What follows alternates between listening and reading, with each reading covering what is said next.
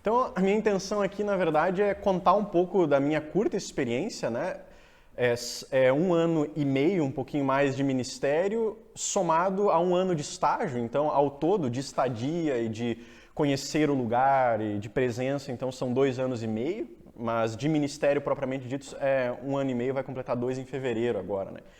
Então, a minha ideia é passar um pouco da minha experiência. Então, a minha apresentação aqui, bem dizer, não tem bibliografia, eu não pesquisei nada, mas o que eu tentei fazer aqui é traduzir em tópicos, em palavras, mais ou menos aquilo que eu experienciei e tenho experienciado no campo ali, trabalhando com as pessoas da cidade, com as pessoas que a gente conhece, etc.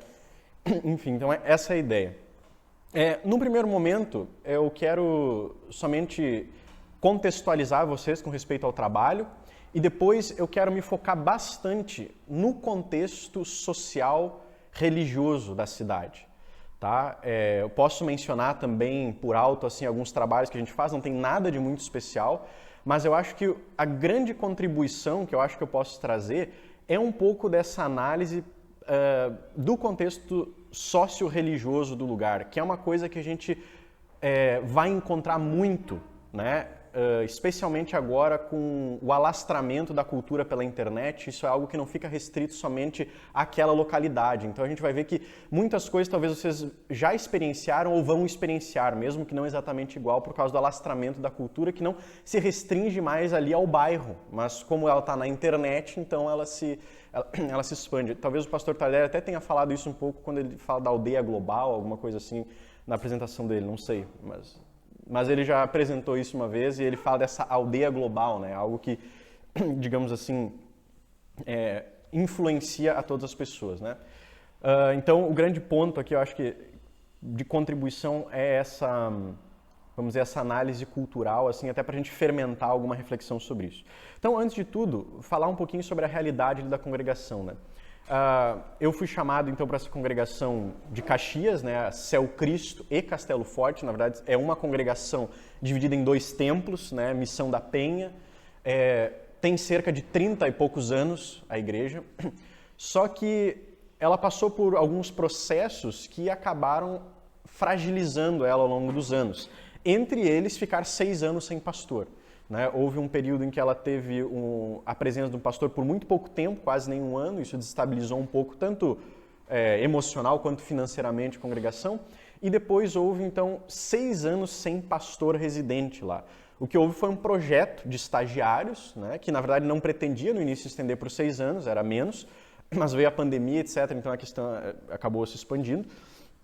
Né? Então foram 6 anos com esse trabalho interrupto. Então você tem 1 ano de um estagiário, corta. Vem outro 1 ano, corta. Vem outro 1 ano, corta. Né? Esse trabalho de estrita manutenção acabou, embora tenha sido uma bênção de Deus, porque houve a manutenção, acaba impossibilitando digamos assim, uma edificação propriamente dito, né? uma continuidade no trabalho. Tá? Então a congregação ficou bastante fragilizada. Eu fui um desses estagiários, eu fui o quinto, né? O pastor Natan, que inclusive agora está na Penha, foi o 6º. E depois então, eu voltei como pastor. Então eu fui o antecessor dele e o sucessor ao mesmo tempo, né? Foi os 2 assim. E o que acontece? Lá a congregação já foi uma congregação com bastantes membros, assim. Mas quando eu cheguei ali, e já no estágio, acho que todos os estagiários pegaram isso, é uma congregação bastante pequena, com recursos financeiros limitados e recursos humanos limitados. Então, a média de culto numa das congregações era 11 pessoas e na outra era tipo 6. 7 quando muito, então estava cheio quando tinha 7 pessoas, né? Então é uma realidade bastante difícil, tem algumas similaridades com o que o pastor Jonas até falou, assim, então você lidar com poucas pessoas não é fácil para que lado você vai, etc, né?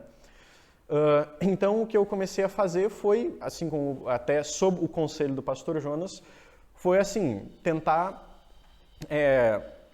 pegar um carro-chefe, assim, o que eu vou fazer, né? Eu tenho que testar uma coisa, né? Então, foco no testemunho pessoal, estudos bíblicos, cultos e visitas. Foram essas coisas assim que eu basicamente comecei fazendo, né? E tenho feito então, e é nisso que eu tenho me focado. né?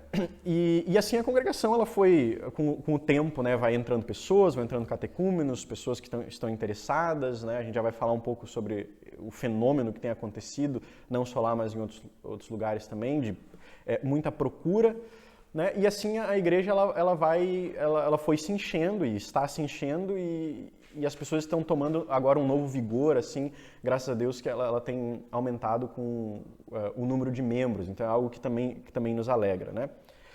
Mas, então aqui é um pouco do cenário, digamos assim, tá? Então de atividades não tem nada de projeto especial, é culto, visita, estudo bíblico, é isso que eu tenho feito, até porque a gente não tinha nem o recurso financeiro para fazer em nenhum ano, né? Assim, para você tentar fazer algo muito diferente, né?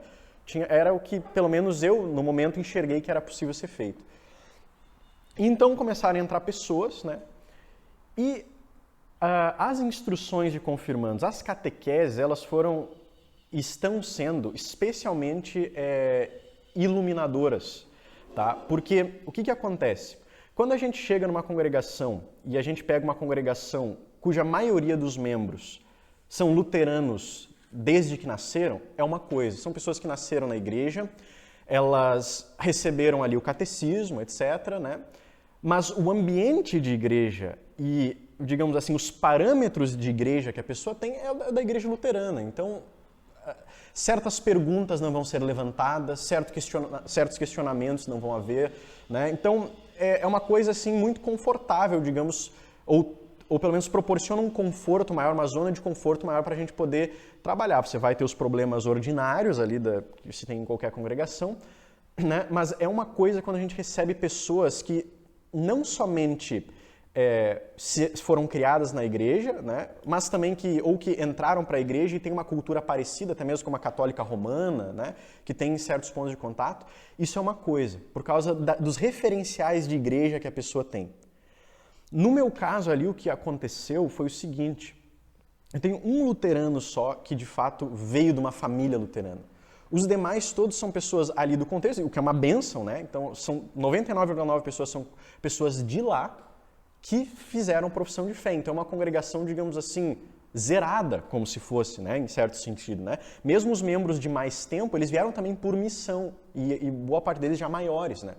Então, Agora são em torno de 52, 53 por aí, né? Eu não lembro exatamente, mas 50 e poucos, né?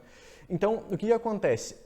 A noção de igreja da pessoa, ela é completamente diferente. Os parâmetros do que é igreja, do que se faz dentro da igreja, do que se prega dentro da igreja, eles mudam completamente. E isso vai exigir uma abordagem diferente da gente também. E essas pessoas que chegam e com as quais a gente conversa, somado com a convivência fora da igreja, vão nos proporcionando um panorama de como é a cultura religiosa do lugar. Como é que é a cultura religiosa lá em Duque de Caxias? A partir das perguntas das pessoas, a partir das falas delas, a partir dos jargões delas, a gente já vai percebendo o que está por detrás na concepção religiosa dessa pessoa. Né? Então, através das catequeses e da convivência, eu fui assim tomando dimensão de um panorama religioso que precisa seriamente ser considerado na hora de a gente fazer a missão, na hora da gente, digamos assim, falar com as pessoas, na hora da gente receber as pessoas, na hora de como é que a gente vai montar a catequese que a gente vai fazer, por exemplo. Né? A linguagem que você tem que falar para a pessoa. Tá? Então, aqui, qual que é o grande ponto que foi identificado ali? Eu coloco no primeiro tópico ali. A missão, ali no meu contexto específico, isso pode se estender até a alguns outros pastores, mas não necessariamente, porque aqui a gente sabe o Rio, no caso, é uma cidade bastante setorizada e cada setor tem suas particularidades muito bem definidas, mas algumas coisas acabam se expandindo. Mas, no geral, a missão urbana, ela não encontra um vácuo, né? Você não chega ali num vácuo religioso. O que acaba acontecendo, especialmente no contexto nosso ali de Caxias, que é perceptível, é um excesso de religiosidade, mas uma religiosidade mal formada. Então você não está chegando para evangelizar para uma pessoa que nunca ouviu falar de Cristo, que nunca ouviu falar do Antigo Testamento, que nunca ouviu falar de Abraão, Isaac e Jacó. Na verdade, o cara às vezes vai saber de cor a genealogia, mas isso não ajuda muito, né? Então, o que eu pude identificar é que, pelo menos ali, o contexto nosso, ele é saturado por um cristianismo cultural. Só que, diferente do que a gente está acostumado no resto do Brasil, não é um cristianismo cultural predominantemente católico romano. Mas, na prática, ele é predominantemente pentecostal evangelical, né? E a grande questão é que isso não está, essa cultura evangelical, pentecostal, não está restrita às quatro paredes da igreja, mas ela tem uma influência muito potente no dia a dia e na parte social mesmo, tá? Na parte social. Eu vou dar alguns exemplos depois, né? Então, o grande ponto para nós é que, pelo menos para mim ali naquele contexto, não é apresentar Jesus para quem não conhece Jesus, mas é apresentar Jesus para quem julga conhecê-lo. O que pode se tornar mais difícil. Tá? O que pode se tornar mais difícil. Às vezes a gente pensa, não, mas sabe de Jesus, mas sabe que Jesus é Salvador, etc. Mas o ponto é, o que significa isso? O que significa para a pessoa Jesus ser Salvador? O que significa para a pessoa justificação pela fé? Não basta falar o mesmo termo, né? Então, o que acaba, e aqui eu adianto um pouco, o que acaba resultando dessa, vamos dizer assim, dessa saturação cultural evangélica pentecostal é o quê? É uma imunidade ao evangelho, vamos dizer assim, mais claro e puro. Por quê? Porque você tem ali uma linguagem comum que dá uma ilusão de unidade, porque todo mundo fala mais ou menos a mesma linguagem, só que quando a gente vai ver o que a gente quer dizer com cada uma das coisas, na verdade não tem nada a ver. Uma coisa, outra coisa, outra coisa. Tá? Então essa acaba sendo a grande dificuldade. Você vai falar em Jesus, você vai falar em justificação, você vai falar em evangelho, você vai falar em igreja, mas embora o vocabulário seja o mesmo, as concepções elas são muito distantes. E aqui é que está o detalhe. Aqui é que está o detalhe. Identificar o que a pessoa quer dizer com aquilo, para então você poder, de alguma forma, comunicar significativamente. Tá? Então, é só passar aqui ligeiramente sobre o perfil do território. E aqui, quando eu falo perfil do território, é o perfil bem da minha congregação ali mesmo, da realidade minha ali. Tá? A gente tem pessoas com uma jornada bastante intensa de trabalho, o que impede a frequência dominical regular, o que é comum de cidade grande no geral, não é exclusivo do Rio, por exemplo, mas qualquer cidade grande você vai ter isso em alguma medida. Né? Vulnerabilidade econômica também é uma realidade ali. Distância geográfica desmotiva a presença. Então tem pessoas, por exemplo, que para vir com a família ela tem que pegar um Uber e é R$80 ida e volta para ir num domingo, então não é bem assim para a pessoa participar. Né? E a insegurança urbana, né, limita encontros, vários tipos de encontros que a gente poderia fazer, encontros noturnos. Isso não só em Caxias, mas todos nós experienciamos aqui no Rio, né, e em outros lugares também. Mas certos encontros que a gente poderia fazer com um certo proveito de ser presencial, assim, a gente acaba relegando ao online, que graças a Deus tem, mas também tem suas desvantagens. Né? Existe uma questão da instabilidade populacional, que é característica também, digamos assim, de metrópole, de qualquer lugar conurbado em que cidades são ligadas umas às outras. Né? Então, as pessoas, você se mudar de bairro, na verdade, é bem dizer se mudar de cidade. Tá? E você vai mudar de igreja, então. Então, né, você vai ter um trânsito muito grande de pessoas. Então, a pessoa vem aqui, estuda, fica 2, 3 anos, vai embora e tal. Então, isso acaba impedindo, por vezes, de você ter aquilo que o pastor Jonas até havia apresentado, que é o quê? Eu batizo essa pessoa, eu confirmo essa pessoa, eu caso essa pessoa e... Né? Então, e isso é mais difícil de acontecer. Pode acontecer, mas é mais difícil, porque você tem um fluxo muito grande. No sul isso é mais fácil de acontecer. É mais fácil. O Rio de Janeiro, na minha realidade, ela não é um porto definitivo. Uhum. É uma passagem, né? Desde a residência, sim. Fazer o curso do exército aqui, mas em geral eu não escuto das pessoas que elas querem ficar. E isso especialmente na sua realidade lá, pastor, Copacabana ali, né? Então isso acontece muito, também aqui na Tijuca acredito que seja muito presente, né?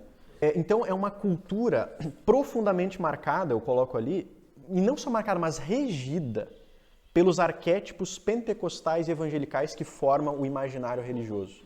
Então não é o fato assim de que você tem ali o luterano, você tem o católico e você tem, digamos, o presbiteriano e cada um vive a sua fé e tal. Não, isso sai das quatro paredes da igreja e isso se alastra pela cultura de uma forma que acaba raptando a cultura. Acaba raptando a cultura. Então, a cultura, ela é evangelical e ela é pentecostal. A cultura. Você não precisa ser da igreja. Então, é uma coisa que ela está por todo lugar. Então, você percebe isso no vocabulário que as pessoas utilizam. Oi? Não, exatamente. Então, por exemplo, você está no ônibus.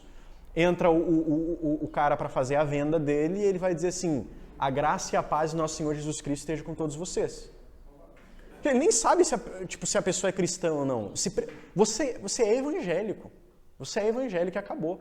Você é o varão, a varoa, a paz, tô na bênção, etc. Sabe? Então, você tem... as expressões, elas são bíblicas.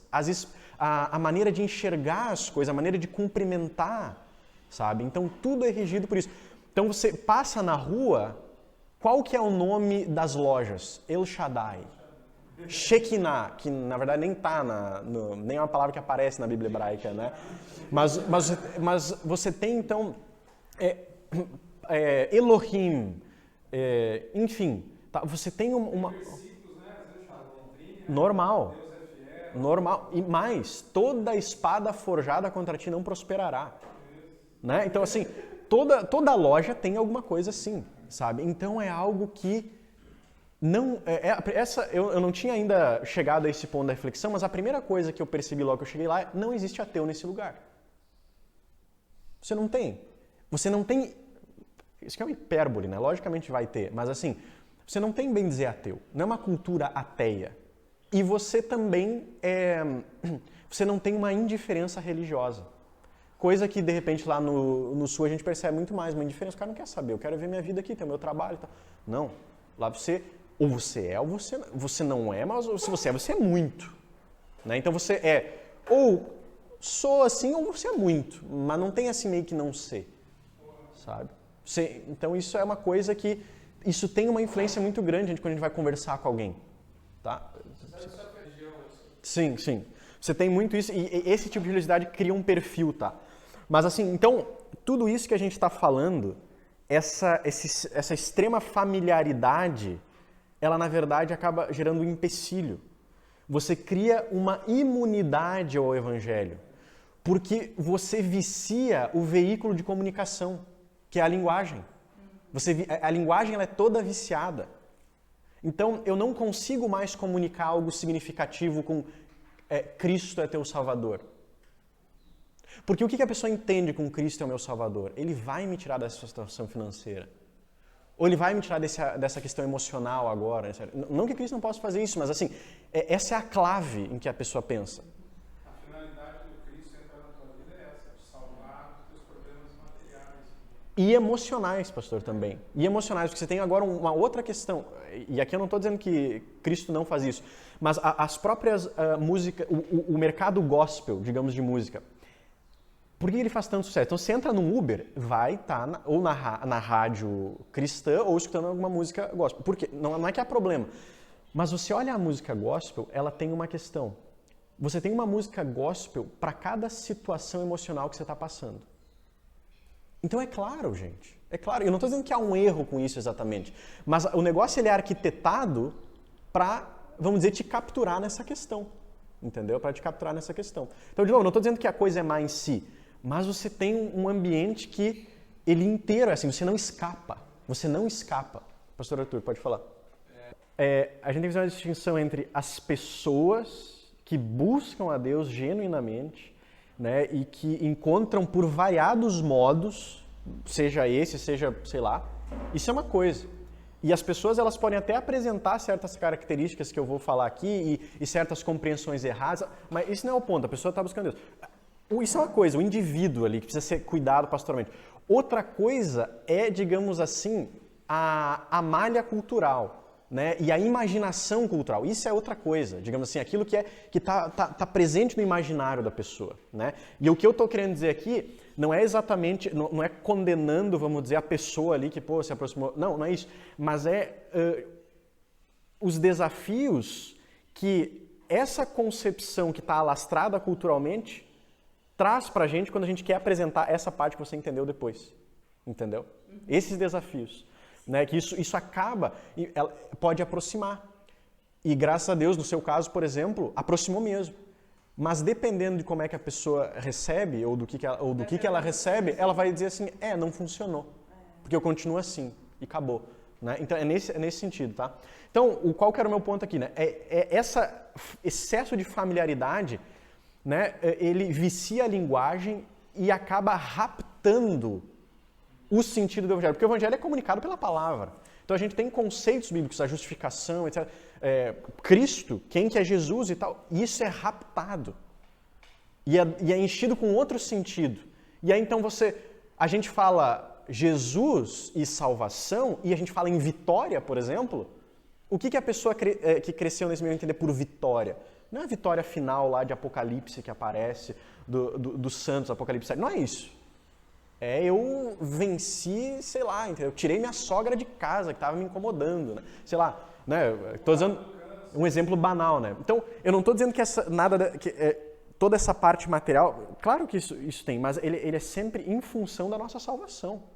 Cristo sempre vai trabalhar isso em função, né? Se precisar nos empobrecer e nos deixar na miséria para que a gente seja salvo, é isso que Cristo vai fazer. Né? Então, é só isso. Eu acho que então esse rapto, que eu acho que a gente tem que estar atento da linguagem, excesso de familiaridade não necessariamente é uma ajuda. Pode ser, mas ela vai exigir de nós um trabalho mais pormenorizado para entender o que a pessoa está querendo dizer com aquilo lá, com aquilo que ela está falando, tá? Outro ponto que é muito importante, isso acontece muito ali em Caxias, você tem uma ilusão de unidade evangélica. É uma ilusão. Então você tem o evangelicalismo como todo, os evangélicos, eles se entendem como um. Por quê? Qual que é o critério? Não sou católico. Entende? E aí então se cria essa falsa, ilusória noção de unidade, que não tem na verdade. Não tem unidade. E o grande ponto é não ser católico. Então, por exemplo, assim, coisa que eu já ouvi e tá aqui a Ana, que não me deixa mentir sozinho. Por exemplo, as pessoas, dependendo, né, até porque a pessoa é catequizada num anticatolicismo, não é só que, não, tem doutrinas erradas, é um anticatolicismo. E o que acontece? Eu já ouvi várias vezes a pessoa, ela usar católico e ímpio intercambiavelmente. Não cristão, cara. Mas assim, não, a gente tem que evangelizar. Imagina, chega um católico, um ímpio. Aí assim, o católico não é cristão, então ele não crê e tal. Né? Então você tem uma coisa assim, caraca, não, você tem doutrinas erradas, né? Mas assim, você tratar aquela pessoa como um não cristão, né?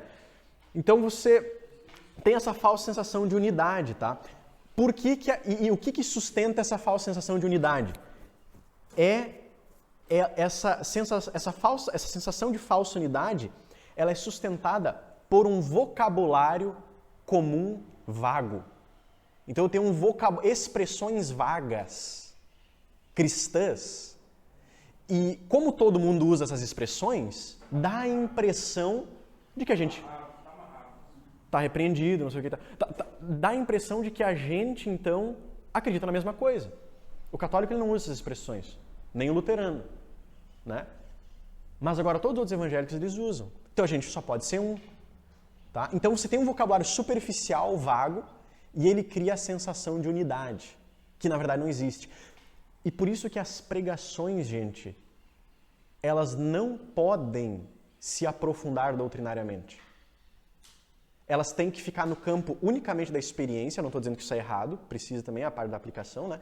Mas elas, entendam da melhor forma que eu quero dizer aqui, elas têm que ficar no campo da experiência e da prática, porque se você aprofunda doutrinariamente, o teu auditório racha. Esse é o grande ponto. Então você tem que ficar ali naquelas frases comuns, nas frases de efeito, nos jagrões. Você tem que ficar nos jagrões ali, né? Porque se você então vai... Não, mas o pecado original, etc. Não estou falando aqui de uma racionalização, não é isso? Né? Mas assim, se fala o pecado original, racha. Então as pessoas já não acreditam, não é a mesma coisa. Tanto é que a própria igreja ela é compreendida diferente, ela é compreendida como um ajuntamento de salvos. Porque eu posso ir em qualquer igreja. Tipo, eu sou um salvo aqui, eu me vou nessa daqui, não interessa qual igreja é, o que interessa é Deus. né? Então você tem salvos aqui, a gente vai, todo mundo crê na mesma coisa e prega a mesma coisa. Por quê? Porque você tem esses mantras, né? Ou esse vocabulário superficial, tá? E ele dá uma sensação de unidade. E o que acontece? A doutrina, sacramentos. Olha, você precisa fazer a catequese, o catecismo, a instrução, para participar aqui, né, e tal. Ou a própria prática da comunhão fechada. Isso é visto com ou qualquer prática eclesiástica mais distintiva, tá? Como, por exemplo, os próprios sacramentos, o fato de a gente, por exemplo, dizer, não, olha, tem que ser assim, a gente tem que batizar assim, ou assado, ou assim.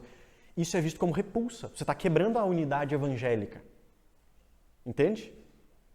Você está quebrando essa unidade, que na verdade ela não existe, né? Então, aí o que acontece? Igrejas como, ou seja, católica ou luterana, culturalmente falando, não estou falando vista assim pelas pessoas que buscam, mas culturalmente, ela tende a ser vista para lá. Porque, como assim, tipo assim, eu não posso simplesmente chegar e, enfim, falar, dar um testemunho lá na frente, ou não sei o quê, coisa que eu posso fazer em qualquer outro lugar. Como assim?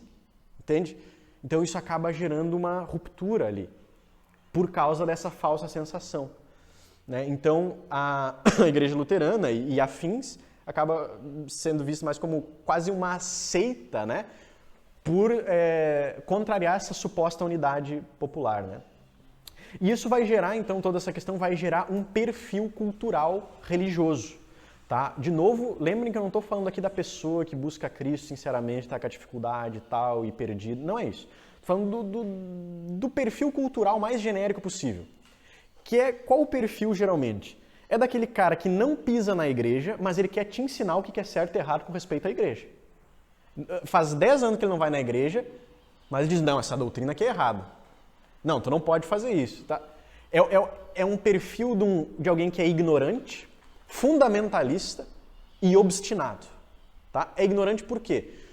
Porque ele desdenha aquilo que ele não conhece. Então, se você vai apresentar o sacramento do batismo para a criança, sei lá, alguma coisa, ele vai desdenhar isso. Ele nem, na vida dele não está nem aí para a igreja, mas quando fala disso, ele quer dar opinião.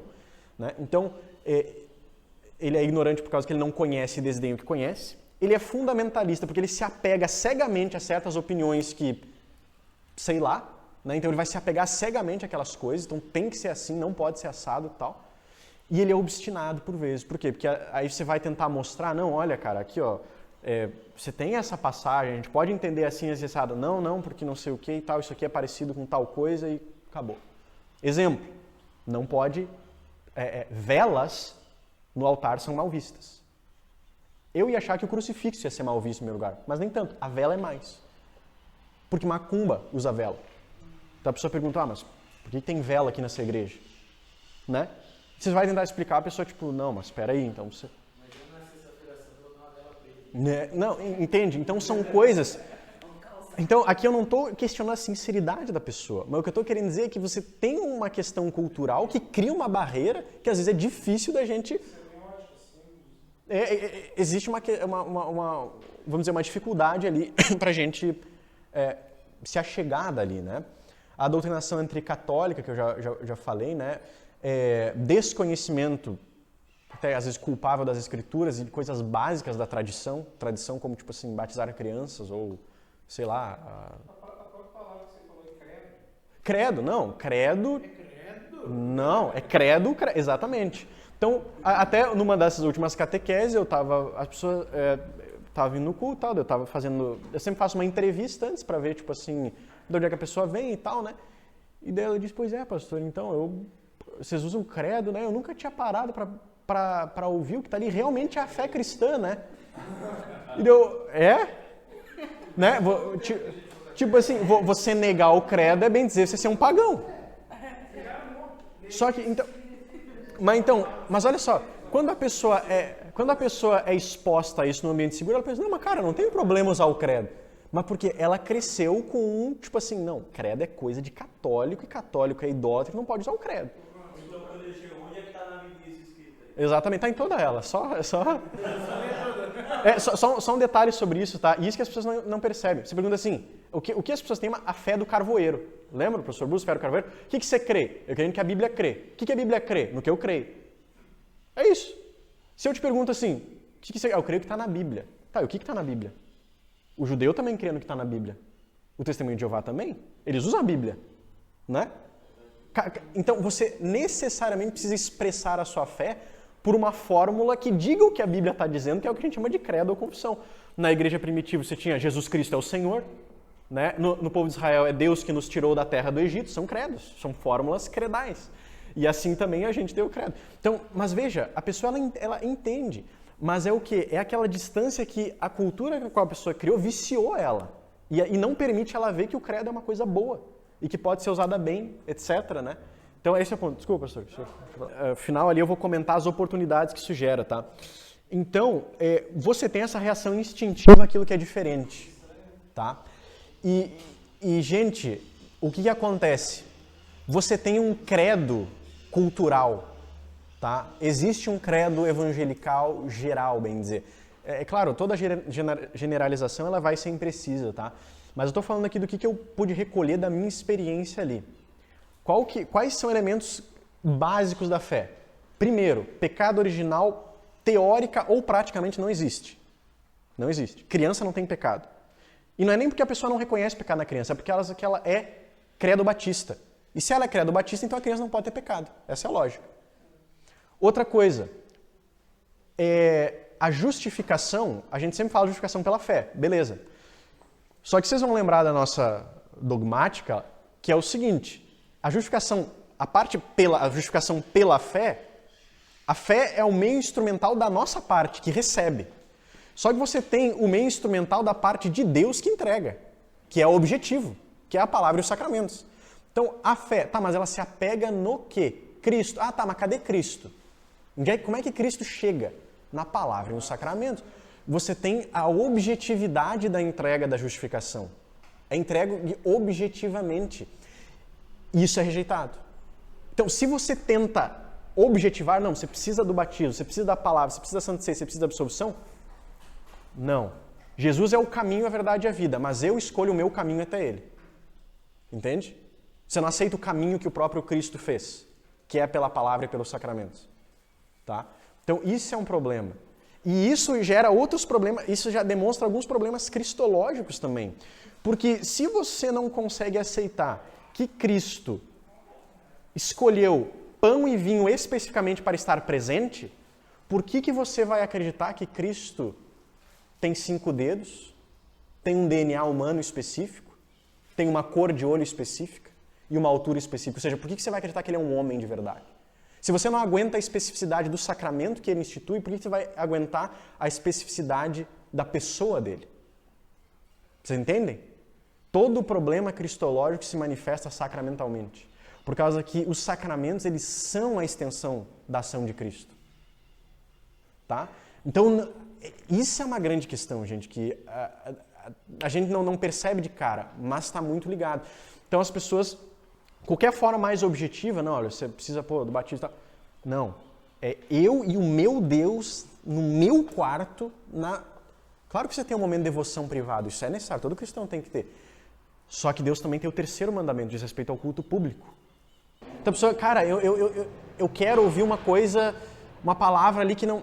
Tanto é que, olha que interessante, sabe como é que é? Lá no Rio Grande do Sul tu distingue o quê? A igreja do italiano e do alemão. Ah, sei lá, no Espírito Santo é os Missuri e é os Gottesgaster, né? Aqui você tem uma distinção, não é universal, mas eu já ouvi mais de uma, 2 pessoas falarem o quê? Ah não, essa é uma igreja silenciosa. Essa é uma igreja quieta. Não tanto no sentido frio, existe também, mas no sentido de que não é barulhenta. Isso acaba gerando um movimento de fuga, tá? Esse movimento de fuga em direção a igrejas como a nossa não se deve só a isso, tá? Porque isso, na verdade, é um movimento mundial de pessoas indo para a igreja ortodoxa, para a igreja católica, dos católicos indo para a versão mais tradicional do catolicismo. Tá, isso é multifatorial, não é? Muito obrigado. Também. Então, é multifatorial. Mas aqui existe um propulsor, digamos assim, ou um catalisador disso, que é essa saturação evangélica, tá? E as pessoas, e aí os pastores aqui também podem confirmar e mostrar, não me deixar mentir sozinho, que é o quê? Você tem um grupo de pessoas extremamente interessado na fé luterana tal qual ela é. Então a pessoa chega pré-catequizada. É padrão aqui, todo pastor já tem pelo menos um que chegou, que tinha lido o livro de Concórdia, Confissão de Augsburgo, Enfim. E o que que... Não, e gente, qual que é a principal coisa que eles buscam? Se eu estiver mentindo, vocês podem me corrigir. Não é a Santa Ceia? Então, eu já dou a palavra. É uma coisa assim que os caras, eles vêm buscando os sacramentos no geral. Eles querem o batismo, um batismo que funciona, digamos assim, um batismo que faz alguma coisa, né? Ah, tá, outra coisa só que é comum. Pessoas que são batizadas 3, 4, 5 vezes. Padrão. Não existe um só batismo. E está escrito um só batismo, claramente, mas não existe. Qual que é a grande dificuldade? É você saber como é que foi o batismo. Esse é o maior ponto. Então, quando a pessoa diz, quando eu era criança eu fui católica, eu fui batizada, já estou tranquilo. Porque a gente sabe que o católico faz o batismo certo. Eu fui batizado até na assembleia, no presbitério, beleza. Agora, fui batizado na igreja ali da esquina. Aí tu já não sabe como é que foi. Então, se a pessoa não lembra, não existe rebatismo. Ou tu batiza ou não. E se você batiza é porque você entende que talvez aquele batismo não foi válido, entendeu? Então, se o batismo em nome do Pai, do Filho e do Espírito Santo com água, ele é válido. E que a pessoa então se arrependa. E entenda que desde agora é um só batismo. E vale aquele teu primeiro lá da Igreja Católica. Tá? Ou seja qual for o teu primeiro. Mas isso eu nunca lidei, pelo menos. Mas assim, gente, então, os caras, eles vêm para isso. Pra vocês terem uma ideia, eu tenho agora em torno de... São 15 jovens. São 15 jovens. Eu não mexi um dedo, no caso. Eles vieram e chamaram outro, e chamou outro, e disse e tal. E é uma coisa assim que... E eles vêm com esse interesse. E o que eles dizem, pastor, aqui eu achei paz. E eu acho que... E assim, ele diz assim, pastor, a gente vende isso. Isso no fim do dia não alimenta. No fim da vida, você não tem como ter uma boa morte com isso. Você tem como ter uma boa morte como? Com um pastor ali que te absolve, que te dá a Santa Ceia. É assim que você tem uma boa morte. Entende? Assim, então, o que eu noto, né, como a gente já conversou aqui, os sacramentos no geral. Por quê, gente? Porque você precisa da concretude da coisa. Jesus é um ser humano de carne e osso e a gente é ser humano de carne e osso. Está unido. E o que as pessoas, pelo menos, relatam sempre é que antes a fé era uma coisa assim... Jesus está lá, assim... Você não tem união com Jesus. Né? No sentido, você não tem encarnação. Então, se olhem lá no artigo da Santa Ceia da Apologia da Confissão, não da missa, da Santa Ceia. Os confessores, eles citam Cirilo de Alexandria para dizer que, olha, nós não estamos unidos a Cristo somente por um hábito entendido como amor, mas também por união natural, ou seja, de corpo, que é naturalmente por causa da conjunção do corpo e do sangue de Cristo conosco, do batismo, que nos integra ao seu corpo.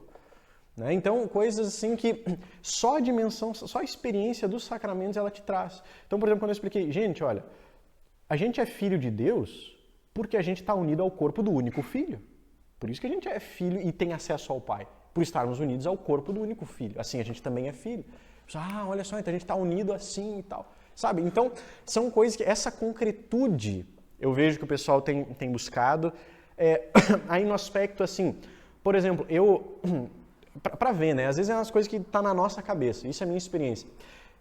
Chegou uma família nova lá, e daí fazendo culto ali e tal, normal. E a gente fica muito tempo de costas, né? Boa parte, na verdade, de costas. E eu sempre ficava assim, mas será que a pessoa vai... Sei lá o que a pessoa vai pensar, a gente fica... E depois, hoje já estamos em profissão de fé, a gente vai dizer, pastor, eu achei muito interessante isso, sabe por quê? Porque na minha outra igreja eu questionava isso, que o pastor ele ficava só de frente pra gente e parecia que na verdade não era um culto, ele estava conversando só com a gente. E aqui o Senhor realmente fica assim, ó, virado ali pro altar, ali pra Jesus e tal, né? Você, caraca, não precisa nem explicar pro cara, não precisa nem explicar. Ele, da experiência dele, raciocinou e ele achou isso interessante. O fato de, por exemplo, o pastor, ele se unir com a congregação e se voltar para o altar e se voltar, né, e então dirigir a oração.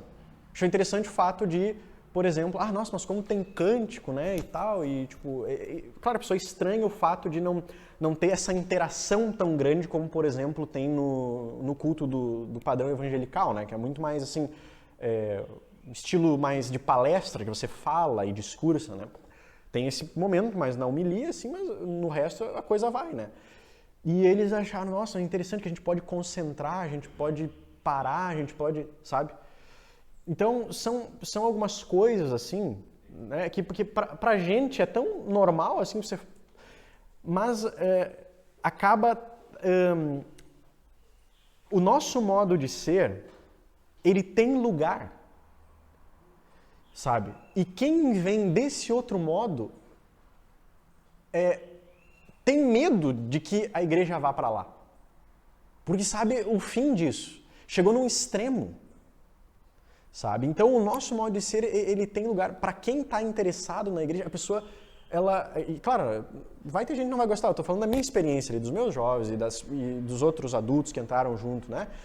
Mas tem lugar por causa que a pessoa... o grande ponto que eu vejo, né, e depois eu quero até contar uma anedota sobre isso, é que a nossa igreja e a nossa maneira de fazer as coisas, ela está ali e ela é o que é. Você não está tentando vender um peixe, agradar um espectador, sabe? Tentar roubar a atenção da pessoa, sabe? Então, é isso. Tipo, parece, caraca, ninguém está tentando me vender um peixe aqui. Ninguém está tentando me... É o culto, tipo assim, é o culto a Deus ali, a gente está ali, sabe? Voltado para Deus e tal, o pastor, sabe? Então, entendam bem o que eu quero dizer, esse fato de não ter um objetivo, mas senão o único objetivo de estar diante de Deus, é exatamente isso que atrai, sabe? Pelo que eu pude entender do meu contexto. Outros contextos podem ser completamente diferentes. Sim, pastor, pode falar. Mas assim, então, o que acontece? Como eu falei, o pastor Valdemar mencionou bem, né? Isso é o que aparece, digamos assim. São as pessoas que buscaram a gente. Tem tantas outras pessoas com tantos outros problemas e que a gente não alcançou e tal, mas e realmente não... Né? Ali eu estou falando daqueles específicos que vieram. E que mesmo entre esses que vieram, na verdade, eles nem todos buscam exatamente a mesma coisa. Mas uma coisa que eu notei, que pode falar tanto de forma mais específica como geral, é que, pelo menos o nosso povo lá, ele busca o que precisa. Então, um vai estar buscando o sacramento, que ele precisa. O outro vai estar buscando a igreja que ensina a palavra e tal. Então, isso é uma vantagem muito grande que essa saturação traz. Sabe, a pessoa, tipo, ela não só busca algo que depois você tem que dizer, tá, mas assim, gente, na igreja a gente vem para isso. Não, realmente a pessoa vem pela palavra, ou então ela vem pelo sacramento, né? Então, assim, só para responder o que o pastor Valdemar falou com respeito à forma e conteúdo, eu vejo assim, eu não faço uma separação tão grande entre forma e conteúdo, no sentido de que, vamos pegar, por exemplo, uma estátua. A maneira que uma estátua transmite o conteúdo é pela forma dela. Você muda a forma dela, alguma coisa vai estar mudando. Você pode mudar algo essencial ou não, digamos, né? E com isso eu não estou querendo falar ali dos tópicos da Ordem 12, qualquer coisa assim. Eu só estou querendo dizer que o pastor mesmo mencionou a questão, né? Poxa, por que naquelas igrejas não tem um púlpito e tal? Não tem um altar? Por causa do conteúdo. De alguma maneira o conteúdo vai se manifestar. E o nosso conteúdo, querendo ou não, você não escapa, ele se manifesta de alguma forma. O senhor, por exemplo, falou, né? Eu uso o talar e tal, né? Porque a gente não se entende como a gente ali fazendo. Então você tem uma questão ali, né? A gente, sei lá, enfim, cada pastor ele vai ter o seu jeito mais particular um do outro, mas você tem uma unidade que você não foge daquilo porque você tem um conteúdo que é igual, sabe? Tipo assim, você vai ter as variações, que elas são normais, mas o conteúdo luterano, ele não vai, eu pelo menos assim eu acredito, ele não vai conseguir ser expressado com uma forma que vem de uma origem diferente, por exemplo, sabe? Alguma coisa vai, igual você pega a estátua, vai cortar um braço, alguma coisa vai ser torada, sabe? Então eu acho que o nosso culto, do jeito que a gente faz com as suas variações, vamos pegar aqui no distrito ou o que a gente vê, ele vai expressar aquilo, né? Então o fato de ter Santa Ceia todo domingo, o fato da gente, tipo ali, que nem o pastor falou, da questão de, tipo, não sou eu que apareço na hora da Santa Ceia, você tem as palavras da instituição, você não inventa, ali você fala e tal, né? A confissão dos pecados, a absolução, isso, entendeu? Isso já está transmitindo uma mensagem gigantesca, sabe? Já está transmitindo uma mensagem gigantesca. Se o meu altar tem 3, 4, 5, 7 velas, isso já, assim, não me interessa, entendeu? Isso já não é uma coisa que vai fazer uma grande diferença, né? Mas eu estou falando aqui... mas eu estou falando assim nas partes mais, digamos, essenciais, sabe? Né? Então, Você pode notar, mesmo o pastor luterano que não vai usar a ordem 2, ele tem uma consciência muito sensível. Ele sempre vai pensar assim, não, mas calma aí, tipo, mas eu não posso fazer qualquer coisa. O cara não vai assim sair... Ou seja, porque está na estrutura de pensamento ali teológico. Você não vai, né, você não vai ver o pastor luterano chamar a pessoa para fazer como é que é o apelo. Não, você não vai ver isso, né? Tá? Então, assim, só pastor, então, isso assim é o que a gente notou e acabou que essas pessoas elas foram acontecendo ali. E não só desse perfil, mas também senhoras, pais e tal, que daí tem esse outro interesse, né? E, assim, o que a gente tem visto que tem surtido muito resultado, os estudos bíblicos, as visitas, tipo, as pessoas, assim, o fato de o pastor ir na tua casa e não só, por exemplo, pregar e ir embora, né? Mas essa coisa que a gente tem, que é normal nosso, assim, do cuidado pastoral, de ser pastor tirar o tempo para ir na casa da pessoa e tal, né? Exatamente, que ele não é só um orador lá na frente, né? Então, isso tudo, sabe? Isso a gente viu como oportunidade e tem funcionado ali no nosso contexto. E é o que a gente acabou seguindo. Então, as pessoas buscam essas coisas. Então, um já fala para o outro, não, ali na nossa igreja tem o sacramento, não sei o que e tal, e a gente... Sabe? E acabou que ela vai atraindo esse tipo de gente, sabe? E outras também, que às vezes estão interessadas, às vezes não nas mesmas coisas. Então, nosso perfil de jovens tem gente que está muito interessada em teologia e tem gente que não. E a gente faz o quê? O estudo para todos, né? É uma coisa assim, quem quer aprender mais depois, fala depois, né? Mas assim, é uma coisa que é para todo mundo, né? Não é para ser uma escola de teologia no sentido assim, é para ser... Tanto é que isso é uma coisa que até acho que a gente tem que cuidar como pastores, né? Tem certas pessoas que vêm, elas pensam que entrando na congregação você está entrando no seminário. Mas a gente tem que olhar para elas, não, você é uma ovelha, você precisa ser pastoreado, né? Então, tirar dúvida, beleza e tal, mas, né? Então tem que ter essa questão, tá? Então, o que eu quis dizer aqui com que eu havia colocado ser e mostrar? Na nossa congregação tem funcionado ser assim, né? Que é uma coisa que muitas pessoas estão buscando, e apresentar. E as pessoas elas têm vindo e elas têm ficado, exatamente. Né? Então, as catequeses têm surgido e os estudos, e enfim. Né? Então, assim, a gente acabou adotando esse... É o único caminho possível? Não. Né? Às vezes um outro pastor que tem um outro perfil vai ser diferente e vai, por exemplo, surtir muito efeito também.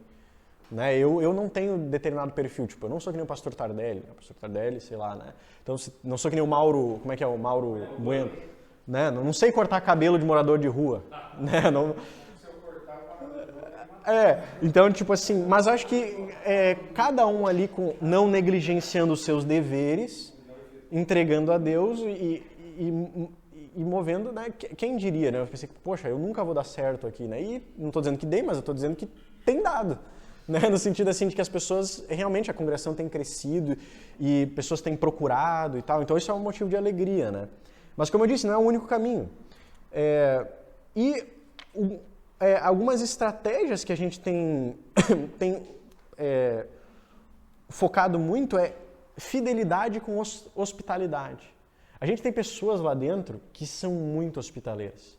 Pessoas assim que você vai uma vez e você vem 3 meses depois e ela lembra o seu nome. E às vezes as pessoas ficam por causa disso, porque a pessoa lembrou o nome. Não sou eu, porque eu geralmente esqueço, eu tenho que anotar. Mas alguns membros nossos lá, os jovens que acolhem muito. Então, chega um jovem lá, eles já acolhem, a gente já convida para tal. Então, nem preciso fazer esse trabalho que eles se interessam muito, né? Então, uma formação doutrinária compassiva, né? Então, ensinar a fé como quem abre um tesouro escondido. Então, você está, né, tirando na medida em que a pessoa consegue receber aquilo. É o que se tenta fazer. E a comunidade como um testemunho, tá? A gente foca muito, assim, aquilo que o pastor Jonas falou, né? O testemunho pessoal. Então, a pessoa vem, ela se alimenta na liturgia, recebe Cristo e lá onde ela está na vocação dela, E é assim que tem funcionado. Ou a pessoa vem pela internet, no nosso caso, ou um chama o outro, porque é aquela coisa, vem e vê. Olha, vem e vê. Tem essa igreja assim, assensada que faz tal coisa, né? E às vezes as pessoas até visitaram e tal, já conhecem outras igrejas daqui do distrito, né? E assim, o que eu pude entender, né, a partir dessas experiências, e que, de novo, eu não estou dizendo que elas são absolutas, de forma alguma. É uma coisa que funcionou e tem funcionado para mim, do jeito que eu sou, no lugar em que eu estou, que outros... Por exemplo, eu cogito isso às vezes, né? Se eu fosse fazer a mesma coisa em Passo Fundo, isso não ia funcionar. Lá na minha cidade não ia funcionar, digamos, por exemplo. Né? Porque você não tem esse interesse como tem aqui. É diferente lá. Você tem que ter uma outra estratégia, digamos assim, se você quer acolher pessoas, né? Então, isso é coisa que tem funcionado. E o que eu pude perceber é que ali em Caxias, onde aquela igreja está, tem lugar para a gente ser daquele jeito. Tem lugar para a gente ser daquele jeito, né? É uma coisa que eu trabalho confortavelmente assim como pastor, né? E as pessoas têm buscado aquilo, né? De novo, o pastor Valdemar faz bem lembrar, não são todas as pessoas do mundo. Tem as que estão ali, mas tem milhões que não estão, né? Tem isso também. Mas assim, então é isso, né, gente? É um pouco da minha experiência e assim, o que eu acho que eu posso talvez contribuir, então, não é o que eu fiz ou deixei de fazer. Porque eu não fiz e deixei de fazer nada demais. É uma coisa assim bem o básico. Talvez muitos diriam que na verdade é até insuficiente, né? E, enfim. Mas é talvez essa questão dessas percepções, tá, da cultura, que foi uma coisa que eu me deparei muito nos diálogos com as pessoas e nas catequeses, de modo que eu tive que reformular 3, 4 vezes a maneira como eu faço a catequese, né? Como é que eu dou instrução, porque não estava sendo suficiente. E eu fiquei com muito medo, e aí eu pensei assim, caraca, como assim eu já preguei meu 2º sermão e a igreja não encheu, né? Preguei o 3º sermão e não é uma catedral ainda, né? Então, a gente fica assim, mas o tempo, e eu fiquei muito aflito, foi muito difícil meu início, assim, né? Mas o Deus, ele vai usando o tempo para nos educar, foi isso que eu aprendi. Então, tipo assim, tu tem que fazer as tuas obrigações, não sabe o que fazer? Faz o que é teu dever. Enumera, põe lá numa notinha, quais são teus deveres como pastor? Pregação da palavra, administração dos sacramentos, disciplina eclesiástica, visita dos enfermos, enfim, coloca lá as obrigações que o pastor tem. Tenta cumprir como é que esse meu dever se manifesta aqui nesse meu contexto. Tenta fazer isso, e ora. E o tempo, assim, Deus, pelo tempo, ele vai te educando. No início, não sei se talvez os demais vão sentir isso, assim, mas eu senti o quê? Quando a gente sai do seminário, você está num ritmo. Você chega no ministério, você tem um outro ritmo, tá? Então, você tem as obrigações do ministério. E eu, por muito tempo, embora eu sempre gostei de fazer, eu via as obrigações do ministério como, na verdade, limites, como limitadores. Eu não posso mais estudar o que eu quero, como no seminário, não posso... Eram limitadores, eu via. Até que eu passei a entender que eles não são limitadores, mas eles são um molde. Todo molde, de certa forma, é um limitador, mas é uma forma. Os deveres do ministério, o fato de que toda semana eu tenho que fazer um sermão, toda semana aí tu tem 2 visitas, ou sei lá, ou daí numa semana tem 3, não dá tempo para fazer isso, aí tu tem que fazer o estudo assim, assado, apagando fogo toda semana. E às vezes você não consegue ter aquela, hoje é aula de homilética, 3 horinhas, hoje é aula de não sei o quê. Não, é uma coisa assim que, né, apaga fogo, apaga incêndio. Então você vai vendo que o fazer isso, e por vezes o tédio que às vezes dá, eu sentia muito tédio, às vezes, caraca, mas não sai esse sermão, e aí, com o tempo isso vai moldando, e você nem percebe. Vai moldando e Deus vai te formando por esses deveres. Ele vai te formando, tá? Então, tem uma frase, vou concluir com isso, tá? É isso que eu aprendi, tá? Tem um filme chamado Papa Jacob, que é a história de um pastor luterano dinamarquês, de um velhinho, que era só ele lá numa congregação dinamarquesa lá que ninguém ia, era só ele lá. E ele era cego, tá? Mas o que ele fazia? As pessoas mandavam cartas para ele, o cuidador dele lia as cartas e ele orava por as pessoas. Então as pessoas mandavam cartas para o Papa Jacob. Então sempre chegava o carteiro e cheio de cartas, e daí a pessoa lia as cartas, ele ceguinho assim orava por essas pessoas e tal. E essa era a vida dele. Até que chegou um momento... Eu vou falar, mas ninguém vai ver o filme Papa Jacob. Eu tenho que contar o spoiler. Chegou um momento em que ele descobriu que, na verdade, aquelas cartas eram fake. As pessoas, na verdade, elas não mandavam cartas. Eram certas pessoas ali que inventavam situações para... E esse pastor, velhinho, entrou numa crise. Uma crise existencial. O que eu estou fazendo? E aí, então, ele até foi na igreja, celebrou a comunhão só para ele, assim, pronto, Deus me leva.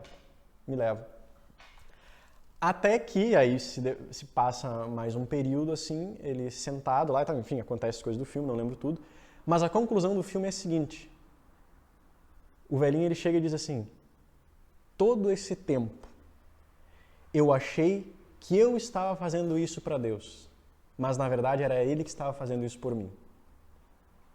Ou seja, na verdade, o ministério foi a maneira que Deus achou de salvar aquele cara. E pelas obrigações dele, Deus estava salvando ele também. Não só as pessoas para quem ele pregava, mas estava salvando ele. E o ministério, ele tem essa ambivalência para a gente. Tá? E não é só que a gente está pregando para os outros, mas a gente nesse processo está sendo salvo, porque tu tem uma obrigação, cara. Tu tem que ir lá fazer o teu estudo, tem que isso, tu não pode fazer um monte de coisa. Entendeu? Então, eu acho que é isso, né? Essa é uma experiência mais pessoal. Assim. Então, eu tive esse medo. E a Ana, coitados, ouvidos da Ana, assim, nossa, o que essa menina ouviu, assim, de medo e reclamação e tal. Mas eu nem notei quando, assim, esse medo específico, tem outros ainda, né? Mas, assim, esse específico sumiu, porque é uma coisa que, tipo, a gente foi vendo que, caraca, mas olha, as pessoas realmente tal, e tem gente, e daí tu começa a ver que, pô, mas eu tenho que fazer a catequese aqui, eu não tenho horário aqui, eu tenho que puxar pra cá e tal. E a coisa, ela vai indo. Muito na paz, assim, né? Mas, assim, Deus trabalha acima de tudo, apesar da gente. Acima de tudo, apesar da gente. Então, assim, só desculpa, pastor, eu acho que eu posso dar também um testemunho no sentido, assim, de que os colegas conhecem. Eu sou uma pessoa mais introvertida, não sou, assim, né, não mais retraído, assim, eu não tenho esse perfil do cara que chega e conversa e faz amizade. E isso, às vezes, pode dificultar. Quem é assim, facilita muito você criar amizade ali na rua e tal, né? E, assim, isso sempre foi pra mim um problema. E é um problema, na verdade, assim, no sentido de... tem dificuldades. Mas, assim, Deus, ele sabe usar o que ele tem na mão, entendeu? Ele é muito bom em fazer coisas boas com instrumentos insuficientes. Então, cada um, às vezes, vai sentir uma dificuldade, tipo assim. Isso não é que você não tem que melhorar as suas questões, né? Claro, você tem que se esforçar para melhorar aquilo que deve ser melhorado. Mas, assim, por outro lado, também confiar, tipo assim, fazer o dever da gente daquela maneira que a gente sabe, buscando aprimoramento e tal, mas fazer o dever. Porque também não é à toa que Deus coloca uma pessoa desse perfil nesse lugar, né? E assim, só uma última coisa, né? Eu já falei última coisa várias vezes, mas essa é de verdade. É saideira agora. Tipo, algumas... eu pensei, caraca, eu não devia estar aqui. Eu não devia, sei lá, ou... colegas também disseram, cara, nossa, tu não tem nada a ver e tal.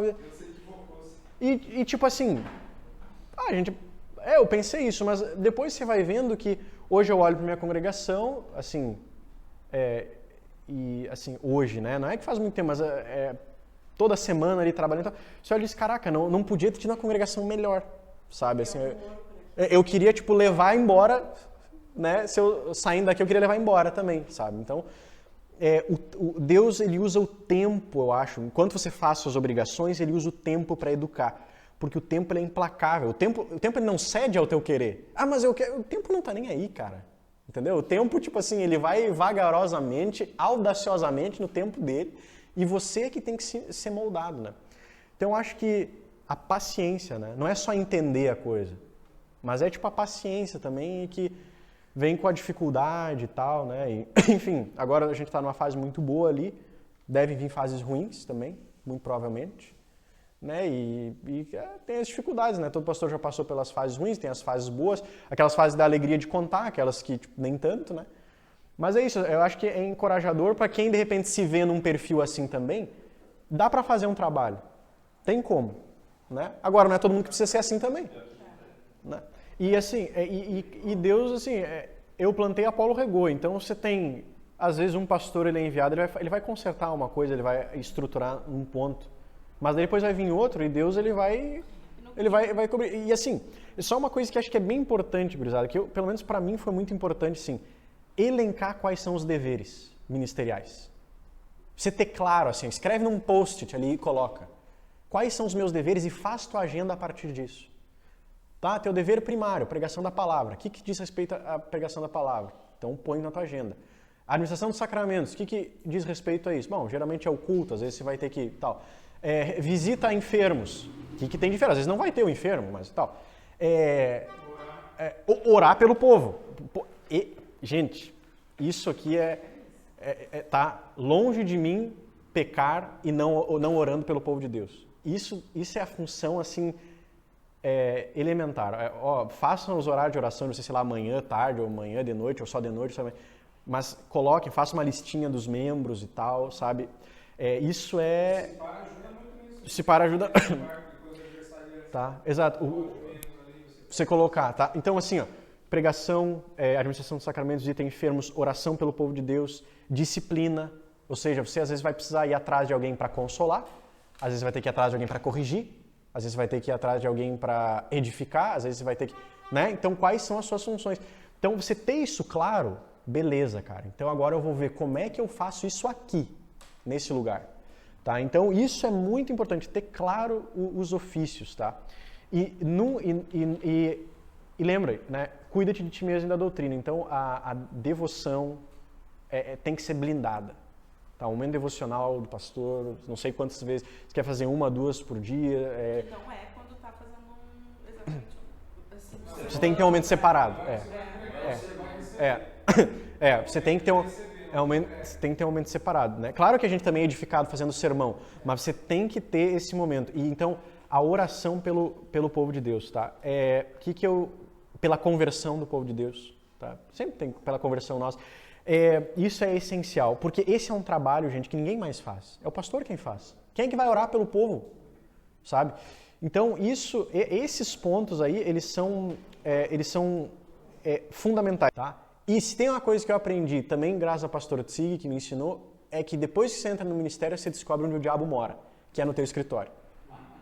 O diabo mora no escritório, tá? Então, ou ele vai te incomodar quando estiver ali, ou ele vai fazer de tudo pra, enfim, te distrair o máximo possível. Ele mora ali, velho. É a toca dele. É a toca dele. Então, tentação é verdade, o diabo ele ataca mesmo, especialmente os pastores, e ele ataca com tristeza, culpa, com desânimo, tédio, tá, gente? Existe uma pandemia pastoral da indiferença espiritual. Porque o pastor, de tanto lidar com aquilo acaba... gera um fastio, assim, mas eu já sei isso aqui. Parece que cauteriza. Qual que é a... Eu já preguei isso aqui, ano passado, eu preguei isso daqui, esse povo não... Tá? Então, isso existe, tá? Tem um nome. Então, procurem ajuda. Tá? Chega, falei demais.